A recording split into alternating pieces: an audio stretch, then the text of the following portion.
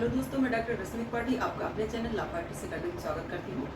दोस्तों, आज के सेशन में जो मैं केस लेके आई हूँ वो सुप्रीम कोर्ट का लेटेस्ट केस है। इस केस के माध्यम से हम लोग बिल के बारे में सुप्रीम कोर्ट ने कुछ बातें बताई हैं अपने इस जजमेंट में। बहुत ही महत्वपूर्ण जजमेंट बताया है अपना बिल के बारे में। तो हम लोग इस सेशन में बिल के बारे में डिस्कस करने वाले हैं। जैसा कि देखिए, बिल यानी जमानत किसी भी पर्सन को जो मिलती है तो क्या उस जमानत को रद्द भी किया जा सकता है? अगर रद्द किया जा सकता है तो किन कारणों से रद्द किया जा सकता है, या जो है कौन कर सकता है? ये सब बातें आज हम लोग अपने सेशन के माध्यम से सुप्रीम कोर्ट के जजमेंट के माध्यम से समझने वाले हैं। तो चलिए हम लोग अपना सेशन स्टार्ट करते हैं और जानते हैं कि क्या सुप्रीम कोर्ट ने अपना ये जमानत पे क्या अपना जजमेंट सुनाया। जैसा कि जो यह मसला था एक पर्सन के पुत्र को कुछ लोगों ने मतलब मिल करके हत्या कर दिया था, मार डाला था उनको। तो जब एफआईआर वगैरह कराई गई तो वो व्यक्ति पकड़े गए थे। जब वो पकड़े गए थे तो उन पे केस वगैरह चलने लगा, और जो वो पर्सन थे उन पे दोहरे जो है हत्या का आरोप था। जितने पर्सन जो है गिरफ्तार किए गए थे उनमें दोहरा जो है हत्याकांड उनके ऊपर लगाया गया था, मतलब चल रहा था केस। तो उनको जो है इलाहाबाद हाई कोर्ट से जमानत मिल चुकी थी। इलाहाबाद हाई कोर्ट ने उनको जमानत दे दिया था।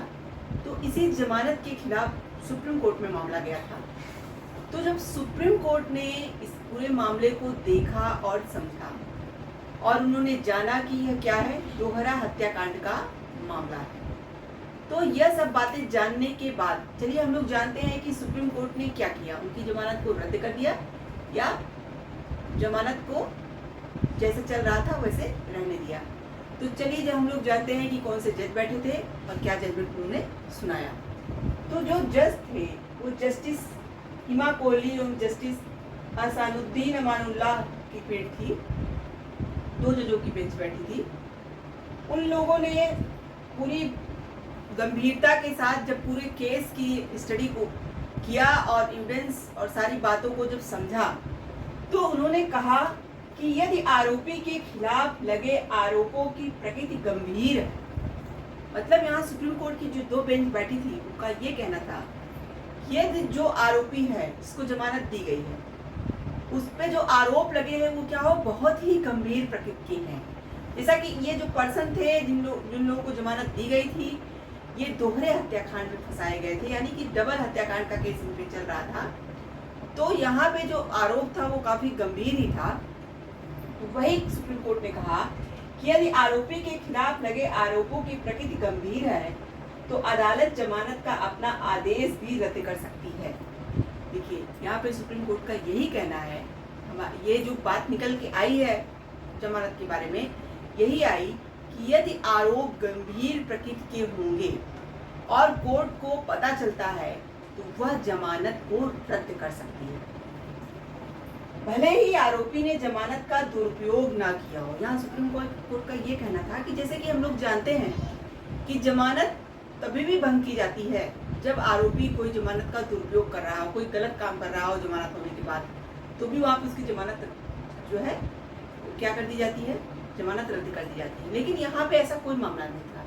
यहाँ आरोपी ने कोई जमानत होने के बाद कोई ऐसा कार्य नहीं किया था जिससे ये कहा जाए कि हाँ उसकी जमानत को रद्द किया जा सकता है। लेकिन यहाँ पे बात सिर्फ क्या थी कि वो जो अपराध था उनका वो गंभीर प्रकृति का था। इसीलिए जो है कोर्ट ने कहा कि यदि अपराध गंभीर प्रकृति का हो तो जमानत को रद्द किया जा सकता है, भले ही आरोपी ने जमानत का दुरुपयोग न किया हो।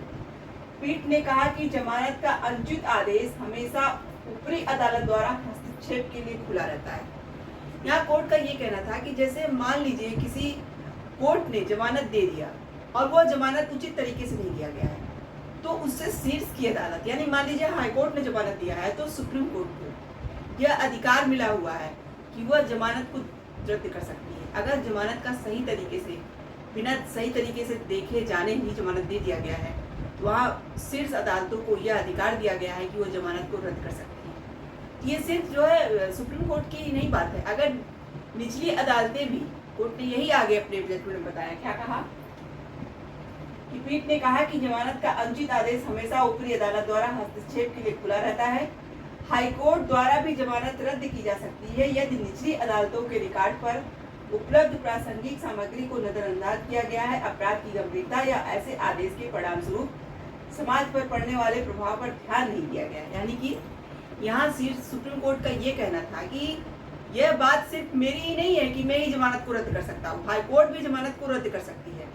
कब कर सकती है? जब उसे लगे कि जो निचली कोर्ट है उन्होंने जो जमानत दिया है वह जो है अपराध की गंभीर प्रकृति को नहीं समझा है, या फिर जो उन्होंने जमानत दिया है इसका जो है समाज के ऊपर क्या इफेक्ट पड़ने वाला है ये सब बातें ध्यान नहीं दी है, या फिर उन्होंने जो भी रिकॉर्ड सामग्रियां है उन्हें बिना ध्यान देते हुए जमानत दे दिया है। तो कई सारे ऐसी बातें बताई। कहा अगर इन आधारों पे जो है कोई निचली कोर्ट जमानत देती है तो हाई कोर्ट को भी यह अधिकार दिया गया है कि वह भी जमानत को रद्द कर सकती है। उसके साथ ही साथ सुप्रीम कोर्ट ने कहा कि इलाहाबाद हाई कोर्ट द्वारा दोहरे हत्याकांड के आरोपियों को दी गई जमानत हम रद्द कर दी जा रही है। यानी कि जो इलाहाबाद हाई कोर्ट ने उन पर्सन को जिन्होंने दोहरा हत्याकांड किया था उनको जमानत दिया था, तो उनकी जमानत को इलाहाबाद हाई कोर्ट द्वारा दी गई जमानत को सुप्रीम कोर्ट ने क्या किया? रद्द कर दिया। और सुप्रीम कोर्ट ने कहा कि 2 सप्ताह के अंदर जो भी जमानत पे व्यक्ति रिहा हुए हैं वो अपने आप को जेल में आत्मसमर्पण के लिए लाएं। यानी कि 2 सप्ताह के अंदर वो अपने आप को आत्मसमर्पण कर दें। जो जमानत उनकी मिली है उसको रद्द कर दिया। और इसके साथ ही साथ सुप्रीम कोर्ट ने जमानत कब देनी चाहिए, किन बातों को ध्यान दे के देनी चाहिए, इस बात को बताया। चलिए हम लोग जानते हैं कि सुप्रीम कोर्ट ने क्या बातें बताई। सुप्रीम कोर्ट ने कहा कि जमानत देते समय इन बातों पर जरूर ध्यान देना चाहिए कोर्ट को। क्या बातें हैं वो? अपराध की गंभीरता, यानी कि कोर्ट को, कोई भी कोर्ट हो, निचली अदालत हो या हाई कोर्ट हो, चाहे सुप्रीम कोर्ट ही हो, जमानत देते समय इस बात का ध्यान देना चाहिए कि जो अपराध है वो किस प्रकृति का है, यानी गंभीर अपराध है या किस तरह का अपराध है। उसके साथ साथ कोर्ट ने कहा आरोपी की भूमिका, यानी कि जो आरोपी है जिस पे इल्जाम लगाया गया उसकी भूमिका क्या थी उस आरोप में, इस बात का भी आपको ध्यान देना है।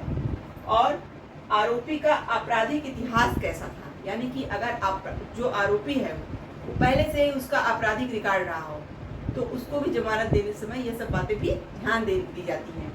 उसके साथ ही साथ कोर्ट ने कहा गवाहों साक्ष्यों से छेड़छाड़, यानी कि अगर कोर्ट को ये लगे कि वो पर्सन गवाहों और जो है साक्ष्यों से छेड़छाड़ कर सकता है तो वहाँ पे भी जमानत नहीं दी जा सकती। उसके साथ साथ कोर्ट ने कहा कि अपराध दोहराने की संभावना, यानी कि कोर्ट को यह बात भी ध्यान देना चाहिए कि जिस पर्सन की जमानत दी जा रही है कहीं वो अपराध को दोहराएगा तो नहीं।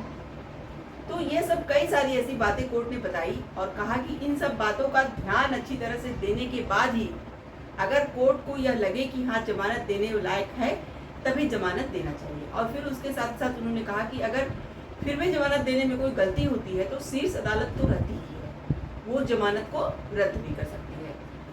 तो ये था जो है सुप्रीम कोर्ट का जमानत को लेकर के अभी जो लेटेस्ट जजमेंट आया है।